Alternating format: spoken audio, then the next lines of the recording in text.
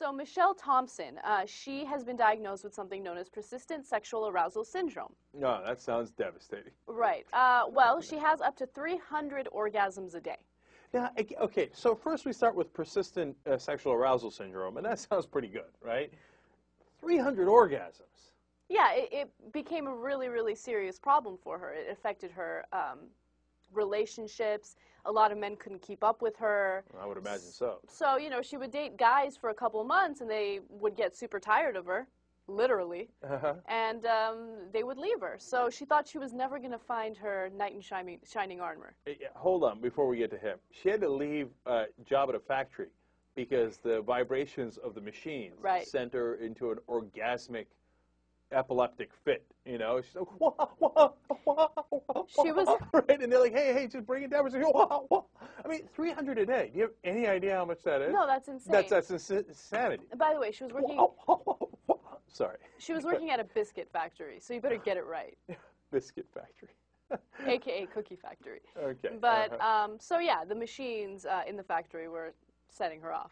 God, man, she's sensitive. All right, so we get to the man riding into the rescue. Right. His name is Andrew Carr. He's a 32-year-old, and they've been dating for the past 6 months. She says that they have sex up to 10 times a day, and he's doing a great job at playing into her sexual arousal syndrome.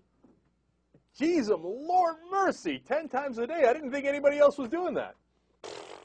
What? That's what? not even, I don't even, look, that kind of makes me think the story might be untrue. Is that?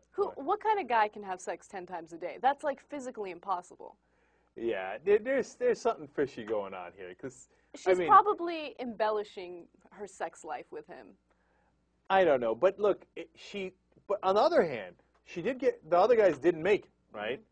And this guy did make it. So obviously something's working, right? So she's happy with him. Maybe it's not 10, maybe it's 8, maybe it's 4, maybe it's 5. I don't know. 4 sounds superhuman. Maybe he's a super generous guy, and they're not only having coital relations. Maybe he's also, you know, giving her a little licky lick. That's the first time we've ever come up with that. I've heard of sippy sip, but licky lick? That's what the direction you decided to go with this? Okay. All right. Now, what you could have done is he is helping his sister out. Yes. In a couple of different ways. And my guess is that you're exactly right. That he's probably going down, town, and, you know, little this, little that, little this. You know, he's mixing it up, right? Giving her a little boom, boom, pow here and there. A little spinning the Rikers, as it were. So, but what was great, they had a video with this, which, you know, is probably copyrighted, so I don't want to get into it. But that dude, the whole time she's talking about how many orgasms he's given her, he's got the biggest shit-eating grin you've ever seen in your life. He's like, okay. And I'm like, dude, I don't know that I'm bragging, you know? Yeah, at the same time, I mean, she's getting orgasms at a cookie factory. Yeah, I mean, that's what I'm talking about, right? I mean, a biscuit sends her into a conniption, right? Like, so you're like, you know what I'm saying? But on the other hand, if the brother's actually putting out 10 times a day, that is pretty impressive. So I'm split on the story. But it reminded me of another story when I was in a brothel, obviously. In Turkey? The Turkey brothel? Yeah, you remember this story. So I'm a kid, and a friend of mine, you know, I'm a teenager, right? A friend of mine takes me and another friend from the States, that's what they call it outside the country, to a Turkish brothel. The least sexually appealing place in the world, okay? And, I mean, it was perfect, because you go there and you go, oh, no, I'm done with brothels. That's, oof, not interested, right? And there's one disaster after another, okay? It's like Amsterdam, but except the road is closed off, and you walk down the road, and you see the women in the houses, right? And it's like, oh, no, Wesley, oh, no, please, right?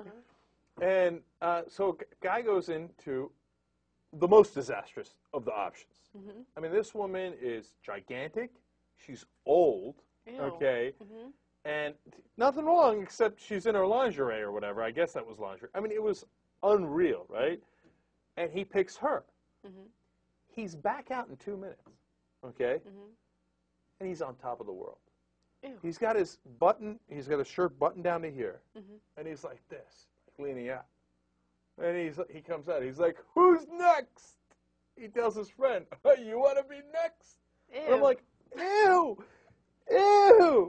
I'm like, number one, she was one of the most unattractive women I have ever seen in my life. Number 2, you paid for her. Number 3, you were done in 90 seconds. Okay?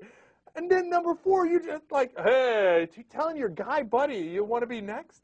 I'm like, there's nothing I would desire less than being your friend. That's what I thought. Now, that's not the guy I knew. That's not the guy who took me. Another guy took me, okay? But, God, what a parade of horrors that was. Anyway, that guy, now I'm being a little unfair here, but it reminds me of this guy, like with this grin in the background, like, 10 times a day. And I'm like, okay, but she's going off on biscuits. You know? Exactly. Yeah, but it's a fascinating thing, man. If you like this clip, you'll love the whole show. You can watch that at theyoungturks.com.